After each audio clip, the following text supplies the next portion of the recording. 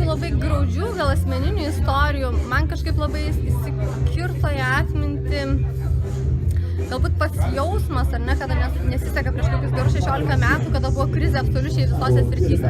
Žmonės sako, kad kartais taip susideda, ar ne, kad viena problema, antra problema, aš tai galvoju, kad problemas iššaukia nuo mūsų mąstymo ir kaip priklauso. Tai aš buvau tam probleminiam laikotarpį, tam juodam šleife, kada buvo krachas versle, krachas šeimoj.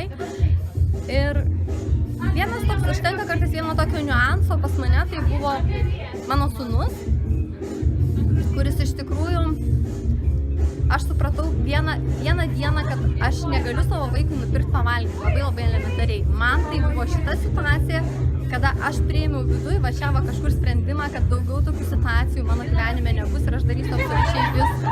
Ir nuo to momento aš tiesiog priėmiau tam tikrus sprendimus, nes tą pirmą žingsnį žengti labai sudėtinga. Tai visų pirma, aš išėjau iš savo vyrų. Visų antra, aš išėjau iš savo darbo. Ar ne, pasakoti apie tai labai lengva, padaryti yra gana sudėtinga. Gal žmonės, kurie žiūri šį video, kartais ko gero patarimas, kurį galėčiau duoti iš savo asmeninės istorijos, išdrįsti padaryti savo gyvenime kažką kitaip, negu tu darei iki tol. Jeigu tau darbas nepatinka, išeiti iš nemėgstamo darbo. Jeigu tau santykiai nemėli, arba keisti pačius santykius, arba išeiti į kitą santykį. Jeigu tu pats savo nemielas, pasikeisti pačiam, kad tu taptum savo mielas. Tiesiog padaryti tą pirmą, kad ir mažą žingsnelį. Tiesiog.